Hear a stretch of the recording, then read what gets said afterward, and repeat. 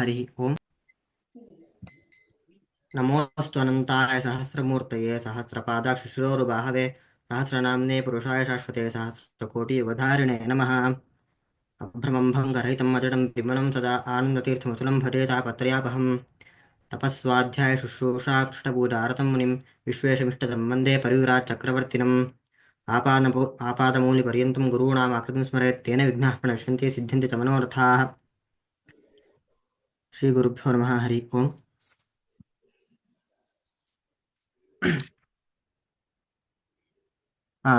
Namaste all. I want to welcome Pujya Shri Vidyashatirtha Swamiji to this webinar.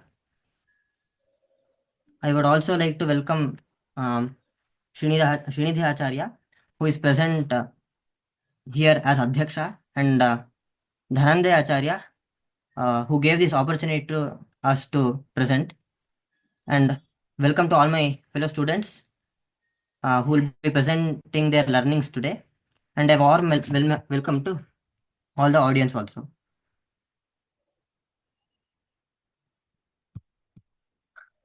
Now let us start this program with Veda. Veda Gosha. Vedas are considered most auspicious. From the reverberations of these hymns, we get purified.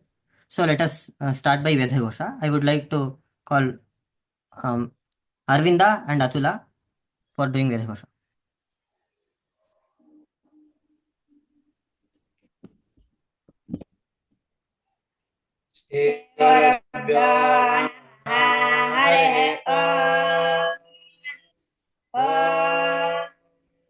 स्वादिष्ठया मदिष्ठया पवस्वदो मधाराय इन्द्राय पदवे सुतः रक्षो विश्वजननिरभियो निमयो हतम् द्रोणासदस्तमाधारते वरिवोधातामो भवम् निष्टाव्रत्रहन्तामः परशिराजो मघोना अभ्यर्जमानान् देवानां वेदिमन्धाता अभिवादन्मुदश्रवः तामच्चाचलमसिरनिरर्थं दिवे दिवे इन्दोद्वेनाजसः पुनादिदे परिस्रजं सोमाचार्यस्य वारे नजस्वदातना तमे मन्वे समर्या गृह्णन्ति योषणादशा स्वदा नः पार्ये दिवे तमे हिन्वन्त्यग्रवोधमन्ति वा पुरन्द्रजा त्रिधातो वारणं मधो अभेममग्ना उदक्षीणन्ते धेनवत्यजम् सोममिन्द्राय पदवे अस्यदिन्द्रमदेष्वा विश्वावत्साणि जिघ्नते चोरो मधदमुहते ओम्।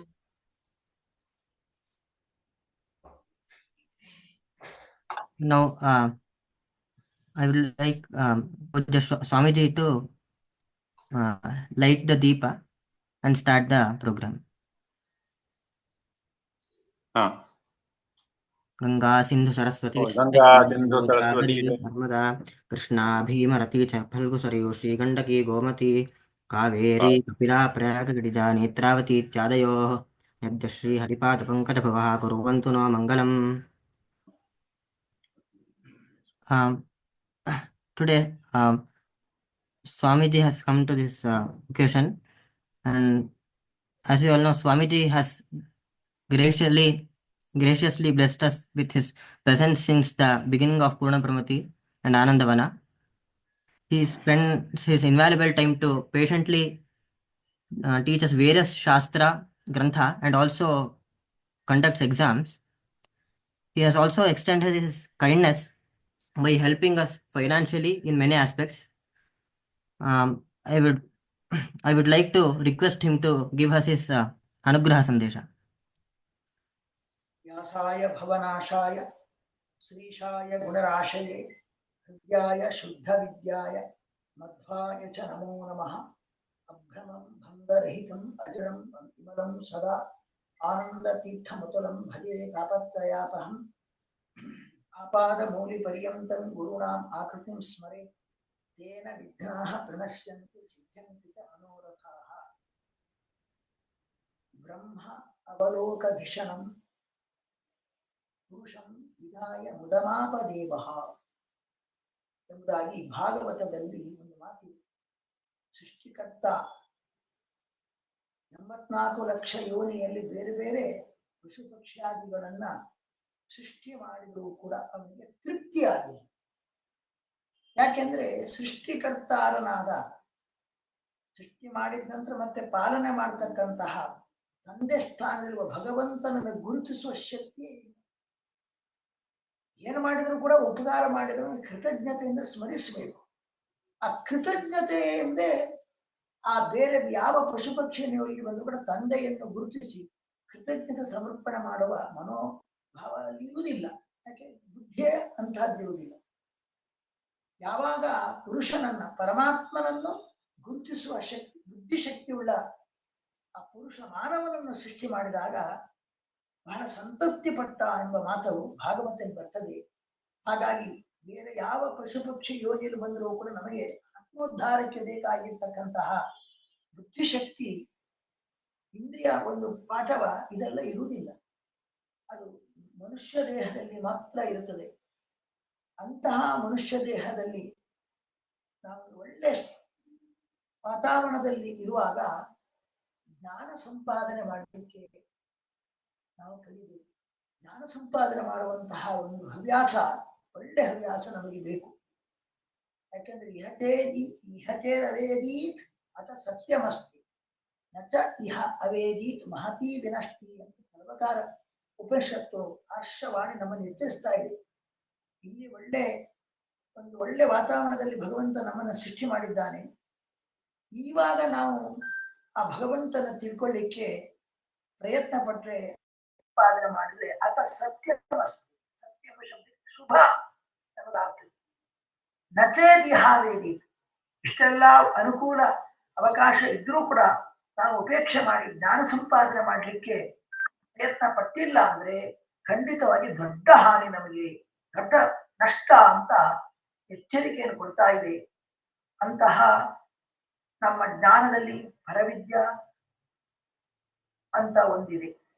ಪರವಿದ್ಯಾ ಅಂದ್ರೆ ಅದು ಭಗವಂತನನ್ನು ತಿಳಿಸುವ, ಭಗವಂತನ ತಿಳುವಳಿಕೆಯನ್ನು ಪಡೆದು ನಮ್ಮ ಶಾಂತಿ, ಶಾಶ್ವತವಾದ ಶಾಂತಿ, ಮೋಕ್ಷಕ್ಕೆ ನಮ್ಮನ್ನು ಕೊಂಡೊಯ್ಯುವ ವಿದ್ಯೆ. ಅಥ ಪರ ಜಯ ಅದಕ್ಷರಂ ಅಧಿಗಮ್ಯತೆ ಅಂತ ಎರಡು ಅರ್ಥ ಹೌದು. ಭಗವಂತನನ್ನು ಗುರುತಿಸುವುದಕ್ಕೆ ಉಪಯುಕ್ತವಾದ ವಿದ್ಯೆ. ಮತ್ತೆ ಅವನು ಹೊಂದಿ ಮತ್ತೆ ಅವನು ತಿಳ್ಕೊಂಡ ನಂತರ ಅವನು ಹೊಂದಬಹುದು. ಹಾಗಾಗಿ ಭಗವಂತನ ಜ್ಞಾನ ಭಗವತ್ ಪ್ರಾಪ್ತಿಗೆ ಕಾರಣೀಭೂತವಾದದ್ದು ಪರವಿದ್ಯಾ. ನಮ್ಮ ಭೌತಿಕ ಜೀವನ ಬೇಕಾದದ್ದು ಅಪರವಿದ್ಯಾ ಇದೆ. ಅಪರವಿದ್ಯೆ ಅಂದ್ರೆ ಋಗ್ವೇದಾದಿಗಳನ್ನೇ ಅಪರವಿದ್ಯಾ ಅಂತ ಕರೆದಿದ್ದಾರೆ. ಭಗವತ್ ಪರವಾಗಿ ಅದು ತೆರವುಗೊಳಿದ್ದಾಗ ಕರ್ಮದೇವತಾದಿ ಪರವಾಗ ಇರ್ಲಿ, ನಮ್ಗೆ ಅಪರವಿದ್ಯೆ ಇನ್ನೊಂದು ಭೌತಿಕ ಜೀವನಕ್ಕೆ ಉಪಯುಕ್ತವಾದ ವಿದ್ಯೆ. ಭೌತಿಕ ಜೀವನ ಉಪಯುಕ್ತವಾದ ವಿದ್ಯೆಯಿಂದ ನಮ್ಮ ದೇಹ ವಿಕಾಸ ಆಗಬಹುದು, ಬದುಕಬಹುದು. ಆದ್ರೆ ಈ ಜೀವಾತ್ಮ ಎಂಬಂತಹ ಒಂದು ಕಮಲ ಅರಳಬೇಕಾದ್ರೆ ಭೌತಿಕ ವಿಜ್ಞಾನ ಎಷ್ಟು ಇದರ ಮೇಲೆ ಬಿದ್ದರೂ ಕೂಡ ಆತ್ಮ ಎಂಬ ಕಮಲ ಅರಳಿಕ್ಕೆ ಸಾಧ್ಯವಾಗುವುದಿಲ್ಲ. ಯಾಕೆಂದ್ರೆ ಸೂರ್ಯನ ಪ್ರಭೆ ಬೀಳಬೇಕು. ಕಮಲದ ಮೇಲೆ ಎಷ್ಟು ನಾವು ವಿದ್ಯುತ್ ದೀಪದ ಪ್ರಕಾಶವನ್ನು ಹರಿಸಿದ್ರು ಕೂಡ ಕಮಲ ಅರಳುವುದಿಲ್ಲ. ಕಮಲ ಅರಳಬೇಕಾದ್ರೆ ಏನು ಸೂರ್ಯನ ಪ್ರಕಾಶವೇ ಬೀಳ್ಬೇಕು. ಹಾಗೆ ಈ ಜೀವಾತ್ಮ, ಸಜ್ಜೀವಾತ್ಮ ಅಂದ್ರೆ ಅವನ ಕಮಲ ಇದ್ದಾನೆ. ಆ ಕಮಲ ಸಜ್ಜೀವ ಎಂಬಂತ ಕಮಲ ಅರಳಬೇಕಾದ್ರೆ ಭೂತ ವಿದ್ಯಾ ಎಷ್ಟು ಪ್ರಕಾಶವಿದ್ದು ಕೂಡ ವಿದ್ಯುತ್ ದೀಪದ ಪ್ರಕಾಶವಿದ್ದ ಹಾಗೆ ಅದು ಪರಿಣಾಮ ಆಗುವುದಿಲ್ಲ. ಈ ಸಜ್ಜೀವಾತ್ಮ ಎಂಬಂತಹ ಕಮಲ ಅರಳಬೇಕಾದ್ರೆ ಸೂರ್ಯನ ಪ್ರಕಾಶ ಹೇಗೆ ಕಮಲ ಅರಳಬೇಕು ಹಾಗೆ ಭಗವತ್ ಸೂರ್ಯನ ಜ್ಞಾನ ಪ್ರಕಾಶ ನಮ್ಮ ಮೇಲೆ ಬಿದ್ದರೆ ಮಾತ್ರ ಅದು ಅರಳಲಿಕ್ಕೆ ಸಾಧ್ಯ. ಅಂತಹ ಒಂದು ಭಗವಂತನ ಜ್ಞಾನ ಪ್ರಕಾಶವನ್ನು ನಮ್ಮ ಮೇಲೆ ಬೀರ್ತಕ್ಕಂತಹದ್ದು ಆ ವಿಶೇಷವಾದದ್ದು ಯಾವುದದು? ಆ ಜ್ಞಾನ ಪ್ರಕಾಶ ಕೊಡ್ತಕ್ಕಂಥ ಆಕರ ಗ್ರಂಥಗಳು ಅಂದ್ರೆ ಒಂದು ಇತಿಹಾಸ, ಪುರಾಣ, ಮಹಾಭಾರತ, ಪಂಚರಾತ್ರಾಗಮ, ಹಾಗೆ ಇದು ಮೂಲ ರಾಮಾಯಣ. ಮತ್ತೆ ರಾಮಾಯಣ ಅದನ್ನು ಆಧರಿಸಿ ಒಂದು ವಾಲ್ಮೀಕಿ ರಾಮಾಯಣ ಆಗಿದೆ. ಇದು ಏನಂದ್ರೆ ಇತಿಹಾಸ ಪ್ರಸ್ಥಾನ. ಪಂಚರಾತ್ರಾಗಮ ಭಾಗವತ ಧರ್ಮದ ಇತಿಹಾಸವನ್ನು ಹೇಳುತ್ತೆ. ವ್ಯಕ್ತಿ ನಡೆದಿರಬೇಕಿತ್ತು, ಧರ್ಮ ಹೇಗೆ ನಡೆದು ಬಂತು, ಅದರಿಂದ ಏನೇನು ಪ್ರಗತಿ ಆಯಿತು ಅಂತ ಹೇಳ್ತಕ್ಕಂತಹ ಧರ್ಮದ ಇತಿಹಾಸ ಹೇಳಿದ್ರೆ ಅಂತ ದೊಡ್ಡ ಮಹಾನುಭಾವರ ವ್ಯಕ್ತಿತ್ವ ಬಗ್ಗೆ ಬೆಳಕನ್ನು ಚೆಲ್ತಕ್ಕಂತಹ ಆ ಇತಿಹಾಸ ಗ್ರಂಥ ಅದು ಒಂದು ರಾಮಾಯಣ ಆದ್ರೆ ಇನ್ನೊಂದು ಮಹಾಭಾರತ. ಹಾಗೆ ಭಾಗವತಾದಿ ಸಾತ್ವಿಕ ಪುರಾಣಗಳು ಇತಿಹಾಸ ಪ್ರಸ್ಥಾನ, ಪುರಾಣ ಪ್ರಸ್ಥಾನ. ಆದ್ರೆ ಇನ್ನೊಂದು ಉಪನಿಷತ್ ಪ್ರಸ್ಥಾನ. ಉಪನಿಷತ್ತಿನಲ್ಲಿ ಆತ್ಮವಿದ್ಯೆಯ ಬಗ್ಗೆ ಸಾಕಷ್ಟು ಹೇಳಿದ್ದಾರೆ. ಆತ್ಮನ ವಿವರಣೆ, ಭಗವದ್ ವಿವರಣೆ ಇದೆ. ಆ ಆತ್ಮನ ಜ್ಞಾನ ನಮಗೆ ಕೊಡ್ತಕ್ಕಂತಹದ್ದು ವಿಶೇಷವಾಗಿ ಉಪನಿಷತ್ತು. ಸರಿ, ಹೀಗೆ ಇತಿಹಾಸ ಪ್ರಸ್ಥಾನ, ಪುರಾಣ ಪ್ರಸ್ಥಾನ ಮತ್ತೆ ಉಪನಿಷತ್ ಪ್ರಸ್ಥಾನದ ಬೆಳಕು ಇಡೀ ಸಮಾಜದ ಮೇಲೆ ವಿಶೇಷವಾಗಿ ಪರಿಣಾಮಕಾರಿಯಾಗಿ ಅದನ್ನು ಮುಟ್ಟಿಸುವಂತಹ, ಸಮಾಜಕ್ಕೆ ಮುಟ್ಟಿಸುವಂತಹ ಒಂದು ದೊಡ್ಡ ಉಪಕ್ರಮ ಪೂರ್ಣಪ್ರಮತಿ ಶಾಲೆಯಿಂದ ನಡೀತಾ ಇದೆ. ಪೂರ್ಣಪ್ರಮತಿ ಆನಂದವನ.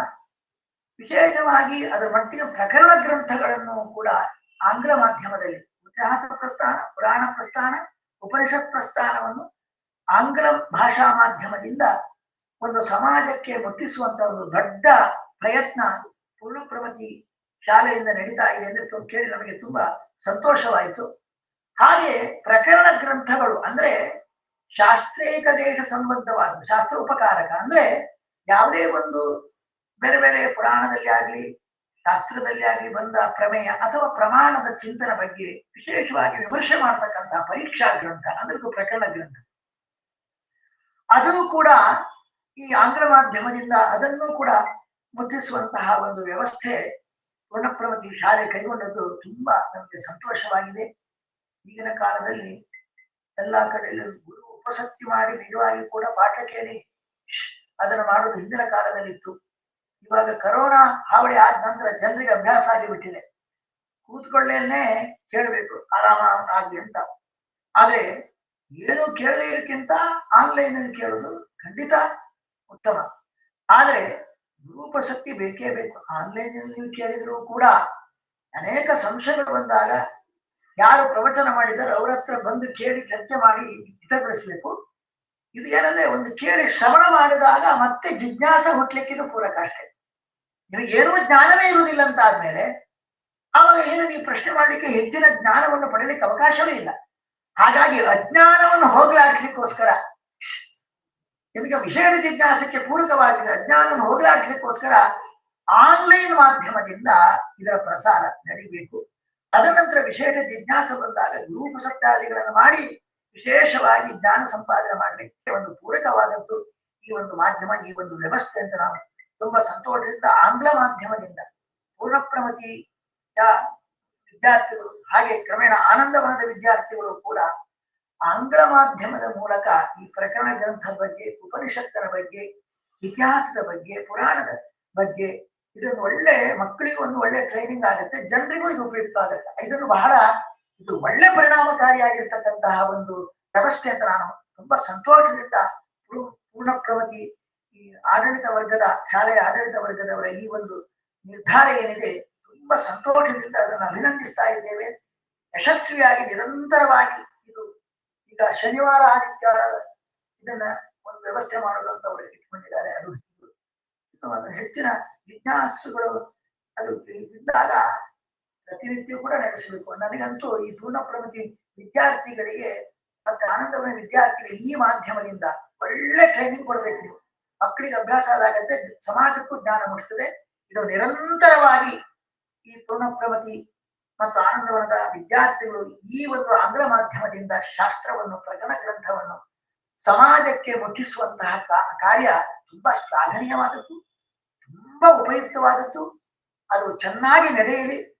ಹೆಚ್ಚಿನ ಜ್ಞಾನ ಪ್ರಸಾರ ಈ ಮಾಧ್ಯಮದಿಂದ ಪೂರ್ಣಪ್ರಮತಿ ಹೈಸ್ಕೂಲಿನ ಸ್ಕೂಲಿನ ಮೂಲಕ ಆಗಲಿ ಅಂತ ಈ ಒಂದು ನಿರ್ಧಾರ ತಗೊಂಡು ಅದನ್ನು ಕಾರ್ಯಗತಗೊಳಿಸುವ ಆಡಳಿತ ವರ್ಗದವರಿಗೆ, ಶಿಕ್ಷಕ ವರ್ಗದವರಿಗೆ ಎಲ್ಲರಿಗೂ ಕೂಡ, ಮಕ್ಕಳಿಗೆ ವಿಶೇಷವಾಗಿ ಮಕ್ಕಳನ್ನ ಅಭಿನಂತಾ ಇದ್ರೆ, ಮಕ್ಕಳು ಇಂಥ ಪೂರ್ಣಪ್ರಮತಿ ಸ್ಕೂಲಿಗೆ ಮಕ್ಕಳನ್ನು ಕಳಿಸ್ತಾರೆ. ಅವರಿಗೆ ಬಹಳ ನಾವು ಶ್ಲಾಘನೀಯಾದ ವಿಷಯ. ಯಾಕಂದ್ರೆ ಮಕ್ಕಳು ವಿಶೇಷವಾಗಿ ಈ ಶಾಸ್ತ್ರ ಗ್ರಂಥದ ಬಗ್ಗೆಯೂ ಕೂಡ ಪರಿಣತರಾಗಲಿಕ್ಕೆ ಒಂದು ಒಳ್ಳೆ ಅವಕಾಶ ಇದೆ. ಪೋಷಕರು ಬಹಳ ಇದರ ಬಗ್ಗೆ ಶ್ರದ್ಧೆ ವಹಿಸಿ ಎರಡೂ ವಿದ್ಯೆಗಳಲ್ಲಿಯೂ ಕೂಡ ಅವರು ನಿಷ್ಣಾತರಾಗೋಕೆ ಒಂದು ಅವಕಾಶ ಪೂರ್ಣಪ್ರಮತಿ ಕಲ್ಪಿಸಿದೆ. ಆದ್ರಿಂದ ಎಲ್ಲ ಪೋಷಕರು ಪೂರ್ಣಪ್ರಮತಿ ನಿಜವಾಗಿಯೂ ಕೂಡ ಆರ್ಥಿಕವಾಗಿ ತುಂಬಾ ಶ್ರಮ ಪಡ್ತಾ ಇದೆ. ಇಂಥ ಸ್ಕೂಲಿಗೆ ವಿಶೇಷವಾದ ಪ್ರೋತ್ಸಾಹ ಕೊಡಬೇಕು. ಜನತೆಯ ಬೆಂಬಲ ಇದ್ರೆ ಮಾತ್ರ ಇದು ಚೆನ್ನಾಗಿ ನಡೀಲಿಕ್ಕೆ ಸಾಧ್ಯ. ಅಂತೂ ಪೂರ್ಣಪ್ರಮತಿಯವರ ಆಡಳಿತ ವರ್ಗದಲ್ಲಿ ತುಂಬಾ ಶ್ರದ್ಧೆ, ಪರಿಶ್ರಮ ನಾವು ನೋಡಿದ್ದೇವೆ, ಕಣ್ಣಾರೆ ನೋಡ್ತಾ ಇದ್ದೇವೆ. ಅಂತಹ ಪರಿಶ್ರಮಕ್ಕೆ ತಕ್ಕಂತೆ ಎಲ್ಲ ಸಮಾಜದ ಎಲ್ಲರ ಬೆಂಬಲ ಇದ್ರೆ ಖಂಡಿತವಾಗಿಯೂ ಈ ಪೂರ್ಣಪ್ರಮತಿಯಿಂದ ಸಮಾಜಕ್ಕೆ ತುಂಬಾ ಮುಂದಿನ ಮಕ್ಕಳಿಗೆ ತುಂಬಾ ಉಪಯುಕ್ತವಾಗ್ತಾ ಇದೆ. ಈ ದಿಶೆಯಲ್ಲಿ ಈ ಒಂದು ಕಾರ್ಯಕ್ರಮ ಆಂಗ್ಲ ಮಾಧ್ಯಮದ ಮೂಲಕ ಪ್ರವಚನ, ಉಪನ್ಯಾಸವನ್ನ ಮಕ್ಕಳ ಮೂಲಕವಾಗಿ ಒಂದು ಮುಟ್ಟಿಸುವಂತಹ ವ್ಯವಸ್ಥೆ ಅದು ಚೆನ್ನಾಗಿದೆ. ಅದಕ್ಕೆ ಭಗವಂತನ ವಿಶೇಷ ಅನುಗ್ರಹದಿಂದ ನಿರಂತರವಾಗಿ ನಡೆಯಲಿ.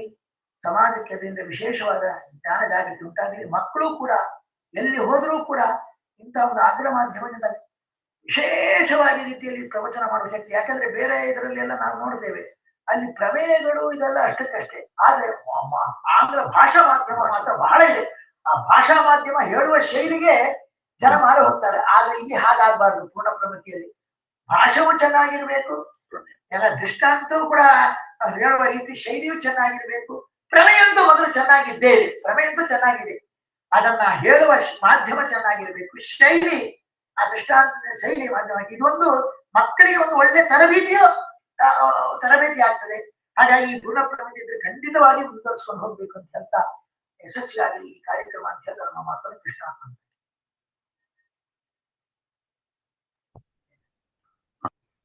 Thank you, sir, for your valuable words. ಸ್ವಲ್ಪ ಕೇಳಿಸ್ತಾ ಇಲ್ಲ, ಜೋರಾಗಿ ಮಾತಾಡ್ಬೇಕು. This program has been arranged to understand is conducted for 3 days. So on the occasion of Madhwajayanthi and Vijay Dashami, and to understand the uniqueness of Madhwacharya's Granthas, where students will be presenting what they have learned in English. This will also help students develop their language skills. Today our Adhyaksha is Srinidhi Anna. So his clarity of thought regarding our Shastra and also being able to teach us in a simple way has made Vedesh, just quick understand. Vedesh, hello, can you hear us? hello, can you hear us? We have some...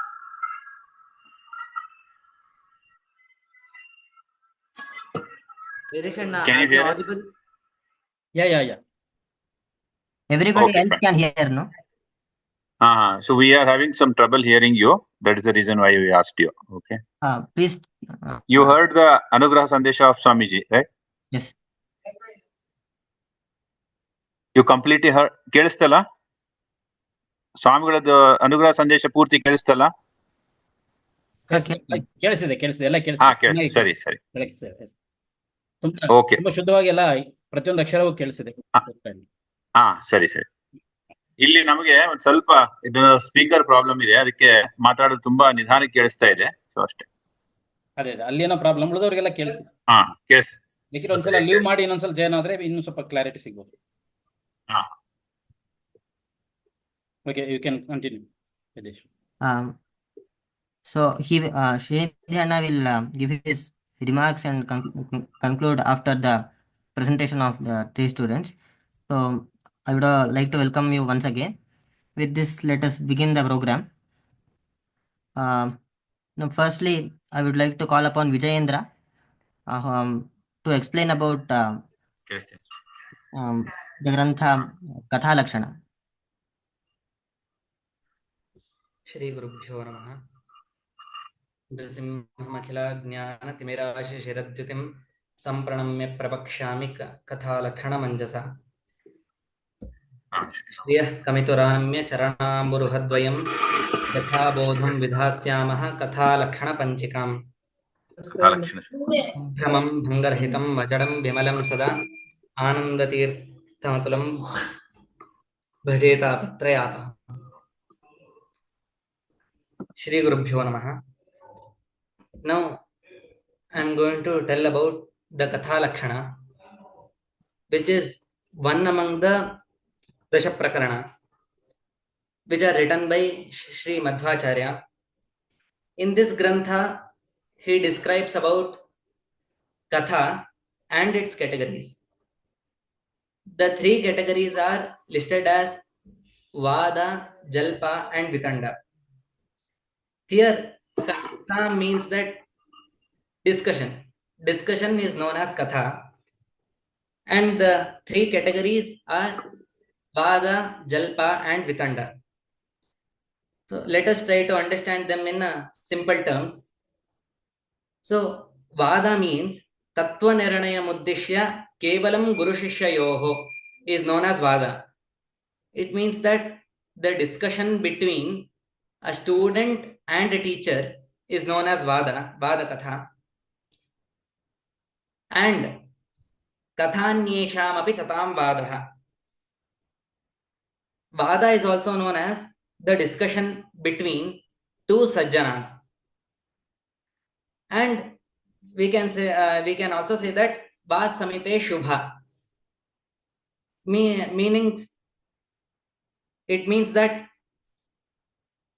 the Vada is also known as if a discussion between two knowledgeable people where the audience get knowledge is also known as Vada. So Vada is called for three discussions, which are a discussion between a student and a teacher, where the sole purpose is to acquire knowledge. And two knowledgeable people discussing among themselves to give knowledge to others or the audience, or the discussion between two sajjanas is also known as Vada Katha. Now, let us go to the next category, the second category, which is known as Jalpa. So, Jalpa is a discussion where the sole purpose is not to acquire knowledge, but the purpose is to acquire fame by achieving victory over the others. Here, achieving victory over the others means that one should refute the others' ideas and establish his own philosophy. It is known as achieving victory in Jalpa. And now coming to the third category, which is Vitanda. So Vitanda means that it's a discussion among asajjanas or asajjanas with sajjanas.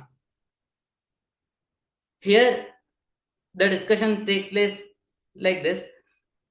Here also the purpose is not to acquire knowledge, but the purpose is to acquire fame by refuting others' philosophy or arguments.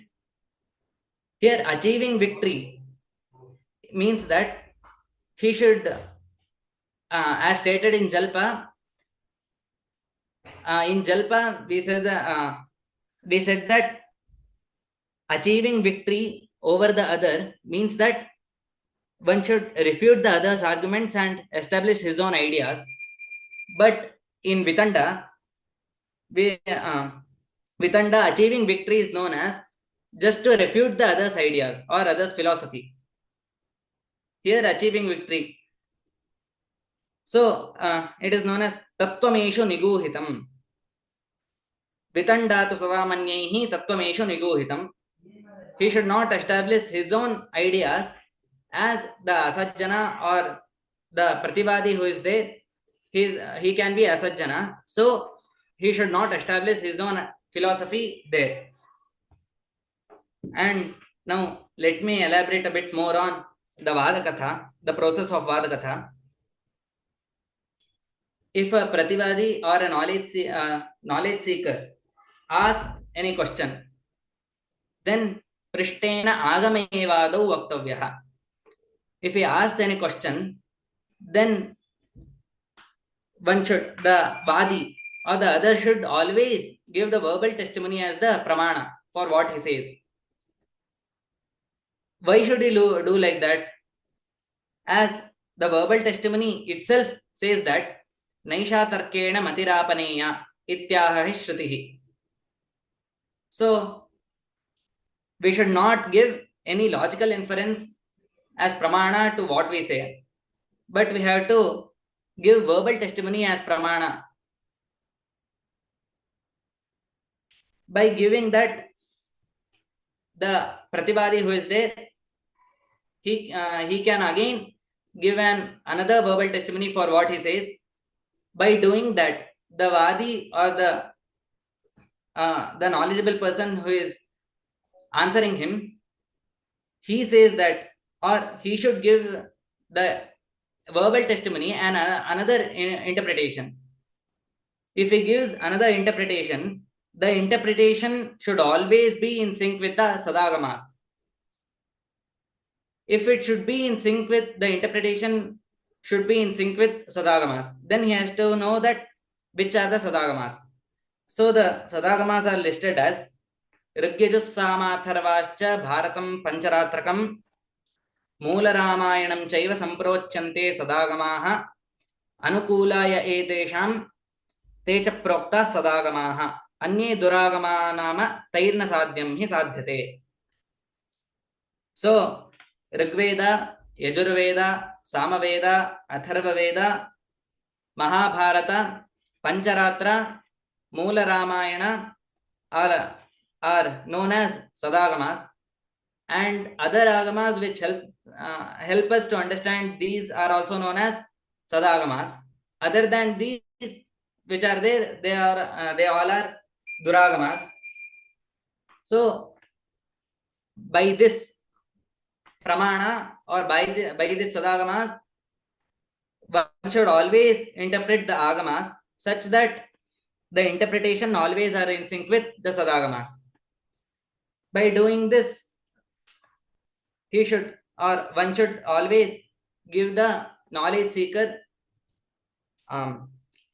the right knowledge to understand or to clear his or her questions. This is the basic information of Katha Lakshana and their three categories: Vada, Jalpa and Vitanda. Shri Krishna. Thank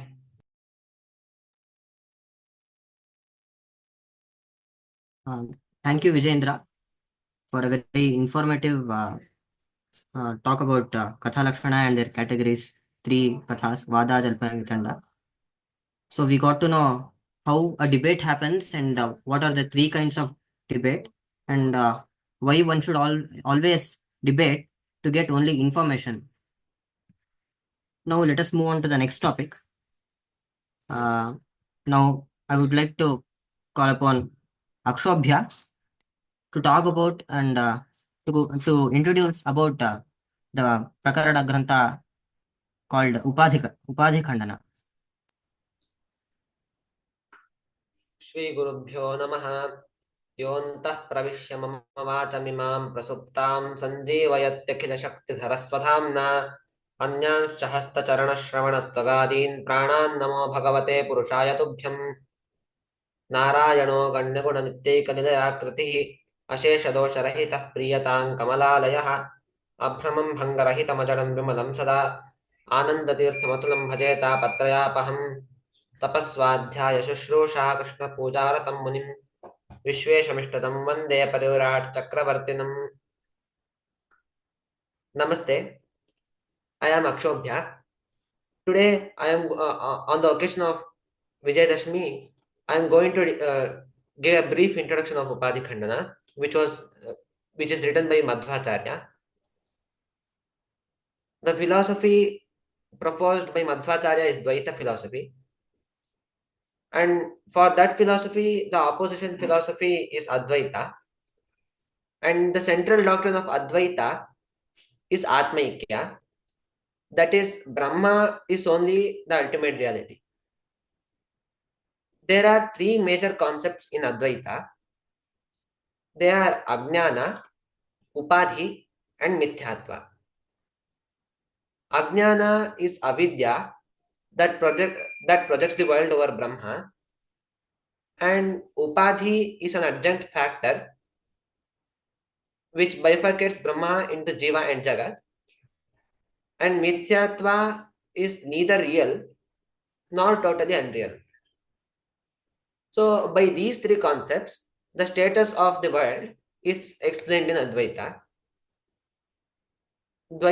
So these three concepts are rejected in Dvaita philosophy, and also Dvaita rejects the theory of Atmaikya of Jiva and Mithyatva of Jagat. To reject these three concepts, Sri Madhwacharya has composed many scriptures. In those three scriptures are the group of three scriptures are known as Khandanatraya. Those three scriptures are Mayavada Khandana, in which Ajnana is rejected, and Mithyatvanavana Khandana, where Mithyatva is rejected, and Upadhi Khandana, where Upadhi is rejected. The concept of Upadhi is rejected. In this Upadhi Khandana, Sri Madhwacharya is rejecting the concept of Upadhi, where an adjunct factor bifurcates Brahma into Jivas and Jagat. The Ajnana playing the role of Upadhi is rejected in the following grounds. Ajnana has no locus to operate upon. It can't be argued that Brahma is the locus, as Brahma is Sarvagnya according to their theory also. If they argue that Jiva is the locus of Ajnana, then it will automatically get proven that even Brahma has Ajnana, as Jiva and Brahma are one and the same in their theory. So, though Brahma and Jiva are identical, they are considered as different during samsara due to the upadhi of Ajnana. So, the very idea of Upadhi will be untenable. Then the question arises that whether the Ajnana plays the role of Upadhi in a real way or illusorily. If it plays really and really bifurcates the Brahma into Jiva and Jagat, then the Advaita position will be given up. In case it plays the role illusorily, it results in interdependency. Upadhi comes by Ajnana, which is located in Jiva, and Ajnana is located in Jiva, who is bifurcated by Upadhi, which is said by Acharya that Ajnana heto vanyonya siddhita. Incidentally, the concept adopted by Bhaskara is also rejected. According to Bhaskara philosophy, Antahkarana is Upadhi, and it is real. And Brahma is bifurcated into Jivas by this Antahkarana Upadhi. And the difference brought by Antahkarana Upadhi is also real. And the only difference between Advaita philosophy and Bhaskara philosophy is the Upadhi, and the difference brought by Upadhi is not real and not natural in Advaita, whereas according to Bhaskara philosophy, the Upadhi and the difference brought by Upadhi is real but not natural. So this claim of Bhaskara is rejected on the following grounds. An adjunct does not cause the difference, but only indicates it. For example, the color in the border of the cloth doesn't highlight that doesn't differentiate the cloth, but only highlights the difference between them, which was said by Acharya that vidyamanasya bhedasya jnapako naiva karakaha. Now, if upadhi has to cause the difference, then the question arises that whether it is different, whether it differentiates by contacting the object or without contacting. The second option is impossible, as it can't differentiate without contacting. In the first option, the differentiation is by the differentiation is by contacting the object, and whether the contact is with the part or with the whole. If the contact is with the whole, if the contact is with the whole, then it can't differentiate by contacting with the whole. But if it is with part, then to cause that part, another upadhi will be required. Similarly, for that upadhi, again another upadhi will be required, which will lead to anavastha. After refuting the views of those who tried to establish the difference between Brahma and Jiva by Mithyopathy and Satyopathy, Sri Madhwacharya proves the Jiveshwara Bheda by Pratyaksha, Anumana and Shruti. Since the concept of Upadhi, that is Ajnana, is rejected, the scheme of Advaita, the subject matter, the goal, and the relationship between these becomes irrelevant. And Advaita can't proceed to be a philosophy which will be accepted by everyone. From this analysis, we get to know that the difference between Ishvara and Jiva cannot be established by any upadhi. The difference between Ishvara and Jiva is natural and real. Otherwise, it would be difficult to account the difference in the experiences of joy and sorrow in Jiva with each other and between Ishvara and Jiva, which was said by Acharya that Sukha Dukkhadi Bhogascha Swarupaikya Nabhedataha. So, finally, the conclusion is that the difference between Ishvara and Jiva can't be established by any upadhi. It is natural and real. Shri Krishna Arpanamastu. Namo Manda Nijananda Sandra Sundara Murtaye Indira Pataye Nityananda Bhojanadayine.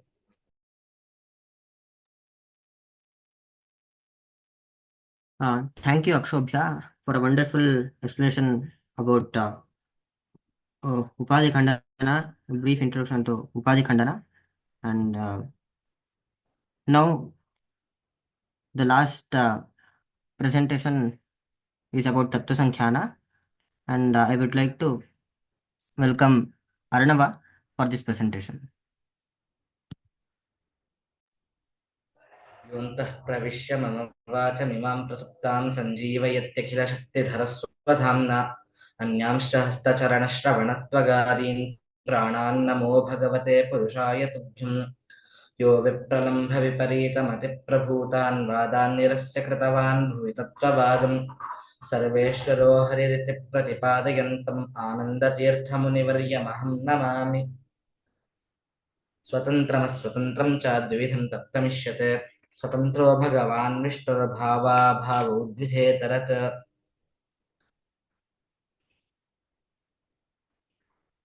Namaste, my name is Arnava. Today I am introducing a scripture called Tattva Sankhya.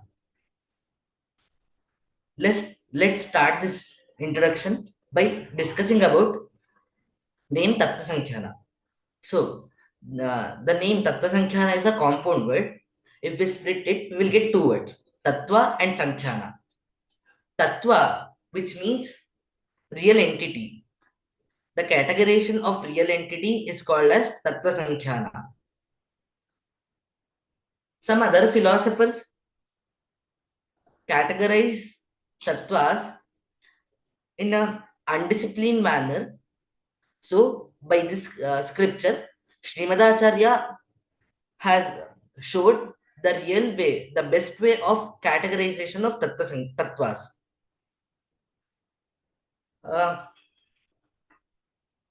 So firstly, tattva is two types. One is swatantra and aswatantra. Swatantra can be called as self-dependent, and aswatantra can be called as dependent tattva. Self-dependent tattva is only Lord Vishnu is only swatantra, because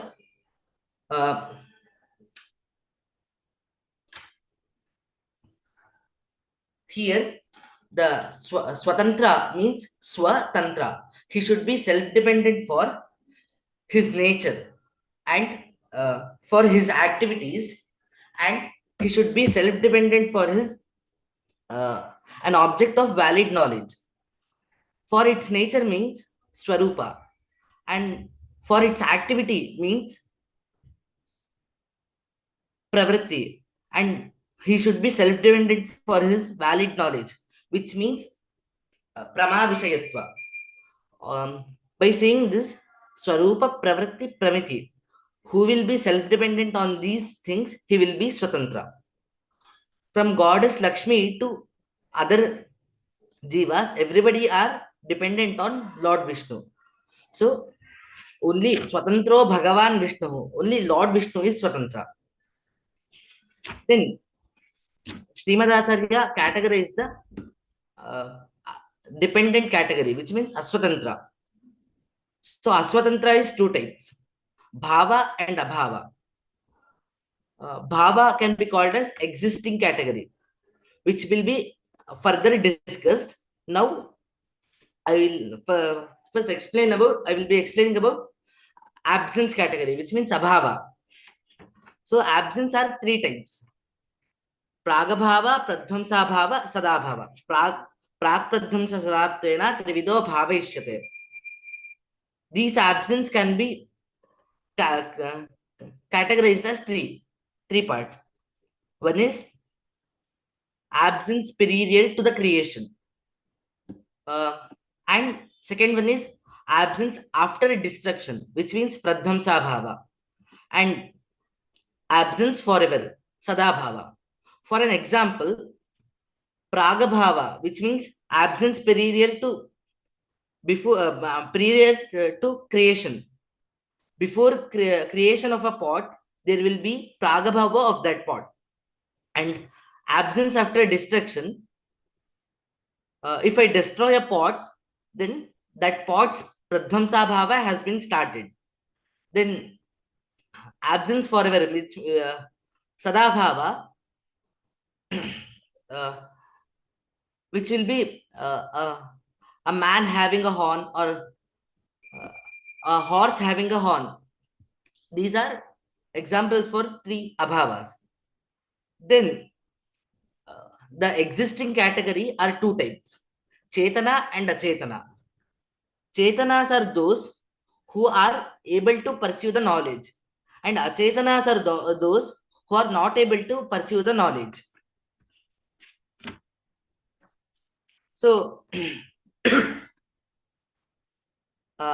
in Chetana Vibhaga, again there are two categories.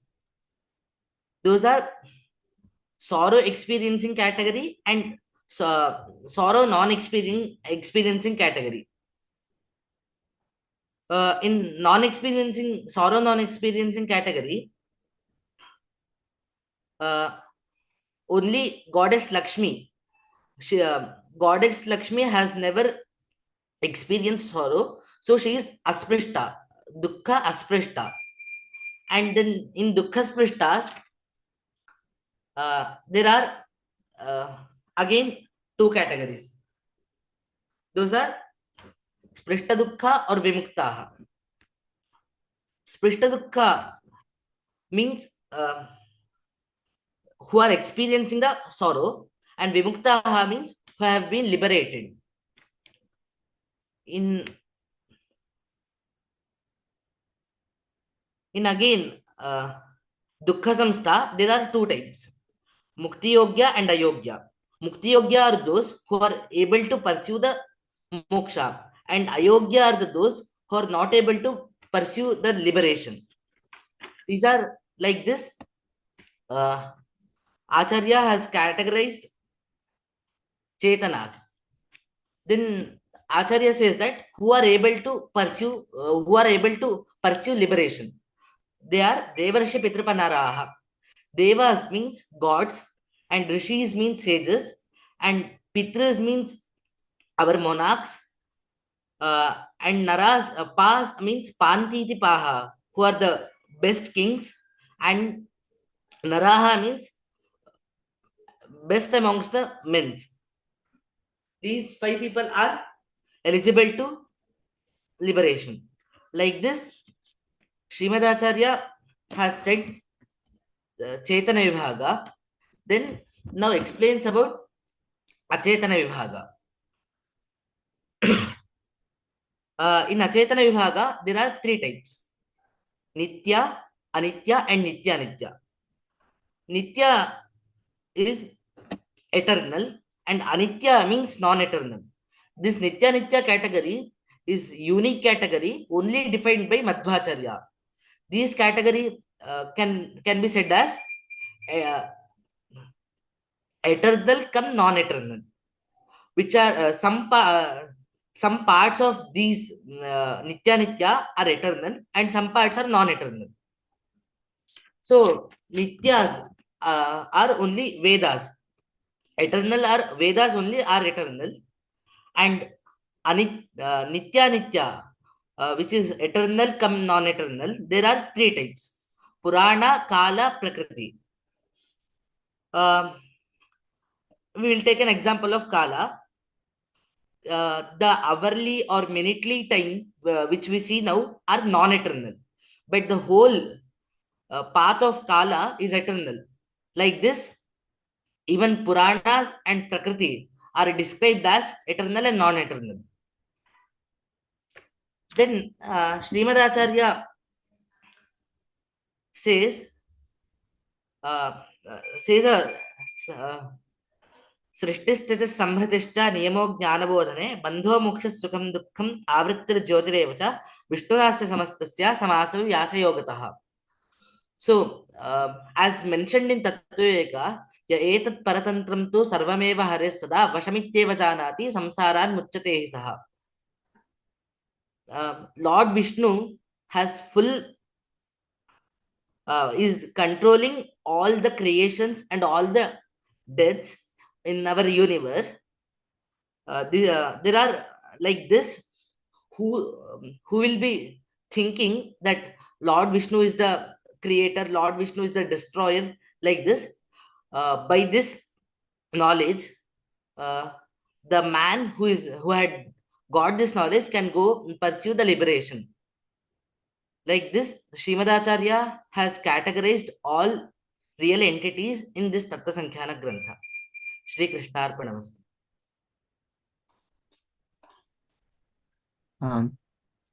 Thank you, Arnava, for a wonderful presentation about Sankhya and the categorization of all the tattvas made by Madhwacharya.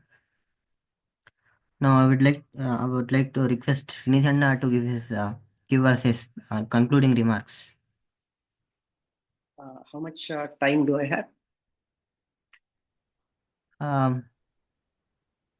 Can take about 10 minutes. Okay. 15 minutes. 10 to 15 minutes. Shri Gurubhyo Namaha. Namastasmai Namastasmai Namastasmai cha Vishnave. Namastasmai cha Yastasmai Namaskarta Guru Sada. Sriman Madhwa Mahacharya Padapadmaika Sadmanam Anunam Mahatam Chapi Bhavatat Karunamayi Vidyamanya Padadvandva Pankaja Sakta Manasan Vidyesha Tirtha Charanan Vande Vidyaguru. Shri Gurubhyo Namaha. Firstly, I offer my pranamas to Swamiji and to Dhananjay Acharya for conceptualizing this interesting experiment. a couple of broad points before I come to the specific presentations. One, as Swamiji indicated, there is naturally a need to use the contemporary languages to talk about the Indian knowledge and the philosophical ideas. Broadly, we can think of at least two important purposes. I mean, there may be many more as to why we need to do this. One, even though most of you are aware that the whole purpose of the Purna Pramati experiment is to create a platform where people from multiple expertises or cultures, philosophies, worldviews can come and engage with each other. And that is possible only when,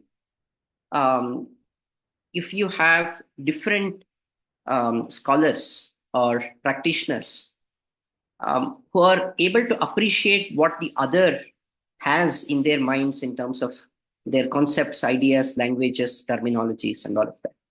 Ideally speaking, that has to happen by engaging with the other system in their originals. So if somebody in the modern world needs to understand Indian traditions, they have to go to the Sanskrita originals and learn within the tradition and appreciate those terminologies and live with people and appreciate that.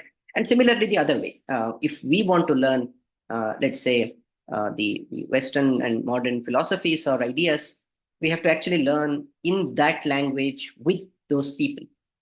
But that may be a pursuit possible for a few select scholars who are really interested in pursuing this as their life mission. May not be possible for everybody. For whatever reasons. It may not be our priority to do that also. So for example, if in the Dvaita tradition, people are interested in studying Advaita, ideally you should go to the originals and understand. Similarly, the Advaita should come here and understand. But we know that, for example, in the traditional approach, you rely on what Sri Jaitirtha has summarized as the idea of Advaita, because we know that it is a credible, rigorous summary that has been given.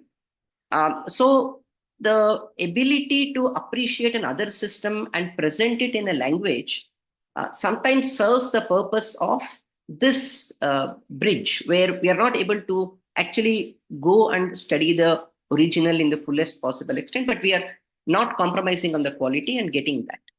So in the same way, there is a significant need in the current world to be able to bring multiple knowledge systems to be able to translate and engage with each other. So for that, we really need to find ways in which we can get the Indian thinking and knowledge systems and practices in ways that people who are not trained in this way can appreciate. That's one. The second is perhaps a teaching and a studying tool. So that is probably more important, at least in the context we are discussing today. So for students, when there is a challenge to present this idea in a kind of a foreign atmosphere, foreign ecosystem. You are regularly studying these Prakarana-Granthas either in the mother tongue or in the Sanskrita original, and are giving regular parikshas, doing anuvadas in that space. But when you are challenged to do that in another language, there is an additional effort that you put so that you are very clear on, okay, am I translating it correctly? Is this the right way to present it to people who don't know the original ideas in that original language? So there is a kind of a significant additional effort that you put in, and that helps in clarifying what we may have studied. So both as a need for the contemporary world, and also as a method for students to learn better, engaging in translations and other efforts like this are really helpful. So in that sense, I think I don't need to elaborate on that, given that we have all agreed to do this, and you have taken that initiative and have done this effort to do this. So I guess we are more or less convinced that there is a need to do more and more of this. Having said that, and given that this is the first experiment or the first effort from Anandavana, I'm happy with the efforts put. So I'll not talk about the good part of what you did, but what are all the areas in which you need to think a little more and improve. So let me spend a few minutes explaining that. I mean, I was just making some notes when you were presenting. I think we should probably think of 4 broad concepts or ideas when you are presenting this in a format like this. One, is it telling a story? I mean, PrakaranaGranthas are not easy to communicate in a story format. But all of you have studied it along with Sri Jaitirthya commentary, right? The very notion of a Vyakhyana is basically to tell a story. Let me give you, I mean, in all these 3 cases that you, the 3 texts that you presented, the Tattvavada, for example, if you go at the original, that is Acharya's, the plain original without going into one layer that Sri Jaitirtha is presenting, then we get to see that, okay, there are some categories. Okay, Tattva, Swatantra, Aswatantra, Bhava, Abhava, the 3 Abhavas and all of that. But you need to find a way to bring all of this into one story, one hook, one concept that puts these together. And if you present that in the first 1 or 2 minutes, then the audience are motivated to listen to what is coming next. So that, I mean, you know that in all the texts, when we talk about the Arambhaniyatva, the Vishaya Sambandha, I mean, Vishaya Prayojana, etc. So there is this clear demarcation or articulation of what is being said. And when you put that upfront as the hook, then all other things become naturally connected to it. I mean, in the case of Tattvavada, the Jaitirtha's first very sentence is actually very clearly saying that, or you can use, for example, Srishti Raksha Hriti Jnana Niyatya Jnana Bandhana Moksham Cha Vishnutas Tveva Jnatva Muktir Nachanyatha. So for the purpose of moksha, we need to understand that the Lord does all these activities. And the way to understand the Lord's actions is to relate those actions to the categories that we have in the world. And if we categorize the world into those groups that connect to 1 or 2 acts of the Lord. So for example, Jnana, relates to the category of Chetana and Achetana. Creation refers to the category of Nityatva and Anityatva. All the Bandha and Moksha refer to the categories of Muktiyogyatva and all those things. So basically what Acharya is doing by providing these categories is helping us to see what the Lord does in what is popularly known as the Srishtya Dhyashtakartritva. So to appreciate Srishti, if we know these are the categories, we can relate to the Lord's action through these categories. So if you keep this as the hook and say that, okay, I'm talking about the Lord's Swatantriya and the Lord's supremacy and the Janmadhyashtakartritva, and we can appreciate this part of the Lord if we look at the categories of the world from that lens. And what Acharya is doing is primarily providing those categories to appreciate that lens. So, and of course, I mean, Ganga Valuka Parigananavad Vayaktyam Syaditya, there is a clear kind of flow that Sri Jaitirtha has provided. So, see, Vyakhyana is nothing but what we are now doing in English. This is an English Vyakhyana that you are trying to do. So when you are doing a Vyakhyana, keep that approach that Sri Jayatirtha has strongly employed, which is to tell a story. So think of one broad idea and then say all other things connected to that. So that is point one. Point two. I think you can see this as possible in the others also. When you are talking about Katha Lakshana, you can clearly say, okay, I am interested in talking about debates. Vijendra, you used the word discussion. I'm not very sure if discussion is the right word. Debates are probably the right description for Katha. Anyway, so we are talking about debates. We are interested in knowing purpose, people, and process of debates. That will set the stage very clearly. Okay, who are all the people involved in different kinds of debates? What is the purpose of different debates? What is the process of doing those debates? So then when you get into the details, you can keep referring back to that big frame that you would have presented as, okay, this is what I'm doing. Okay, we did this. So now we come back to the second part. Otherwise, the flow or the connect with the audience, the students, becomes a little difficult.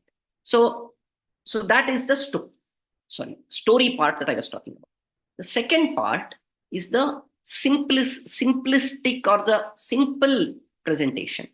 I think Vijendra's and Arnava's were largely simple. Akshobhya, given that the subject you had itself was complex, I understand it was a little complex for to present it. But I think if you had, for example, given what is meant by Upadhi in the first 1 or 2 minutes, because when you are talking about the rejection of Upadhi, you have to assume, I fully understand from where you are coming. Most of your interactions have been with people who are taking parikshas. So, so they would have known all these terms anyway. But when you are presenting it in a new language to people who may not be aware of these concepts, you should initially spend a few minutes, if there are technical terms, clarifying with a couple of examples. Okay, what is Upadhi? What is Ajnana? What is one example in the Advaita context? Saying Upadhi as an adjunct is not that easy to appreciate. What you are doing is a correct academic translation. So when you are doing it, for example, to higher education students' textbooks, this is clearly a good approach to use. And if you are using it for philosophy students who have studied the modern philosophies, then this works. But mostly what happens in our context is people who are listening to this are not experts in English either. They are more comfortable in English. That doesn't mean they know English technical terms. So better not to use technical terms from English, but use simple English to explain what do we mean by those ideas. So storyline, second point is simplicity, simple terms and simple translations. The third part is accuracy. So are you correctly presenting the ideas as they are? I mean, most of you did broadly a good job with that accuracy part. There are a few areas where I wasn't fully comfortable with what you are saying. For example, I mean, I can give those one-on-one feedbacks also later. For example, is it between two asajjanas also a vitanda? And there were a couple of other points. I mean, you said one should not use logic. The idea was one should not use logic at the beginning. Prathamataha na prayoktavya is what is there in Katha Lakshana. So those 1 or 2 accuracy things one should keep in mind. The connected to accuracy is and also connected to the previous idea that I was talking about. When you're translating words like locus of ajnana.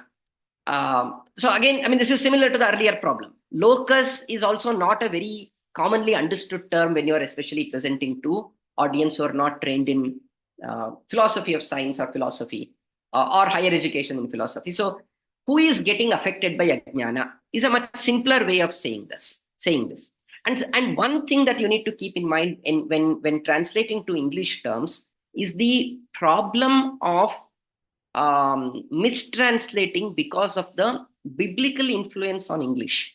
So when you use the word scripture, I mean, if you Google the meaning of scripture, the first meaning that you get is a sacred text belonging to a part of Bible. And they also say, okay, this can also be a sacred text of other religions. But primarily, when you use the word scripture, it has a connotation. And words like testimony, things like, so there are some history to those words. So better to be careful in using technical terms, especially from the modern English or philosophy framework. Make simple words. So, a text. So Acharya has composed a text or a book is much easier to understand rather than saying it's a scripture. I'm not saying that is wrong, but I'm saying, I mean, given that this is Purna Pramati effort, you have to keep these minor but very important nuances in mind. Last point, wherever possible, think of a example or contemporary relevance or illustrating with something that people know. In the Shastric tradition, we would be using whatever is the example that the tradition would have known for a long time. So let me ask this question to all three of you. Can you think of a modern application for Jalpa or Vitanda? Why should one do Jalpa or Vitanda? Vedesha, you also included. Media. What is the purpose? So they want to get views. Okay. But so should we use Jalpa or Vitanda there? Vitanda. And where is Jalpa useful then?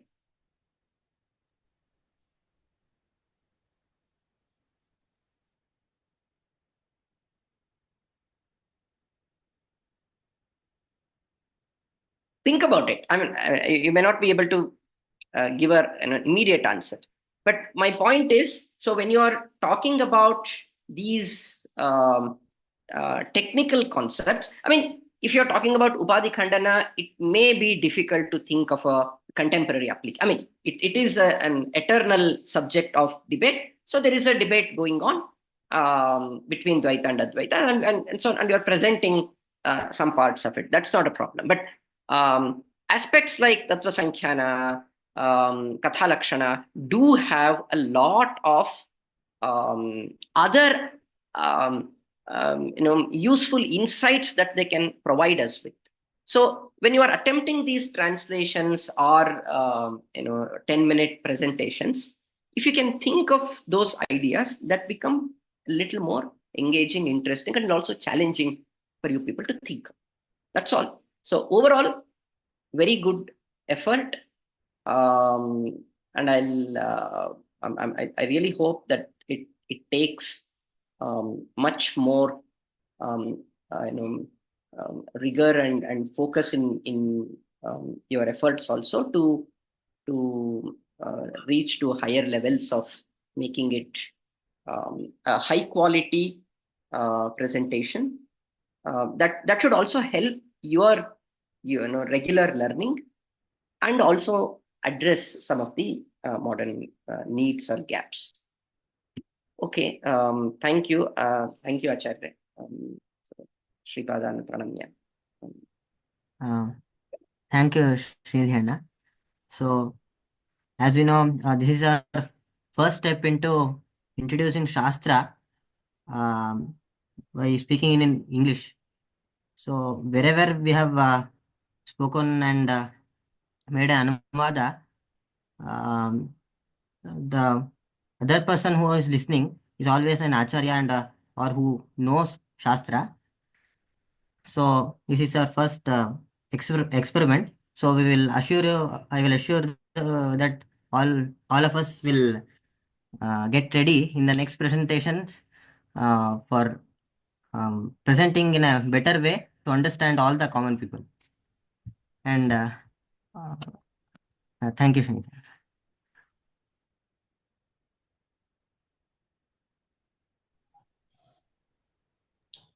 Shanti mantra.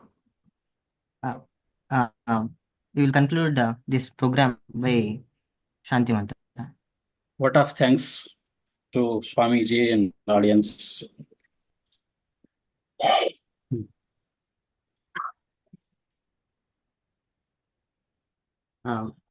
So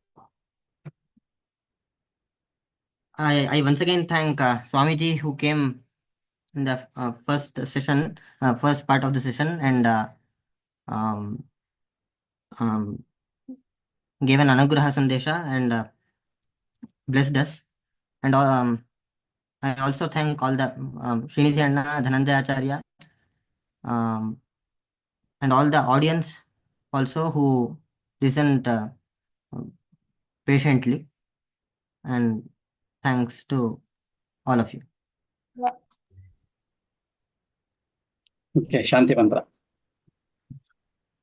स्वस्ति प्रजाभ्यः परिपालयन्तां परिपालयन्तां न्यायेन मार्गेण महिषाः गोब्राह्मणेभ्यः शुभमस्तु नित्यं लोकाः समस्ताः सुखिनो भवन्तु काले काले वर्षतु पर्जन्यः पृथ्वी पर्जन्यः सुविशालिनी देशोऽयं देशोऽयं शोभयिता सदा जनाः सन्तु निर्भयाः अपुत्राः पुत्रिणः सन्तु पुत्रिणः सन्तु पौत्रिणः अधनाः सधनाः सन्तु जीवन्तु जीवन्तु शरदां शरदां शतम् शतम्.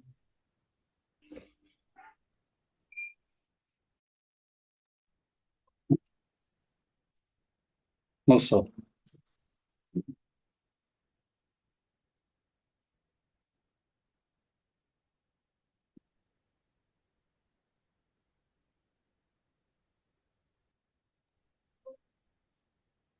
Acharya? Moves.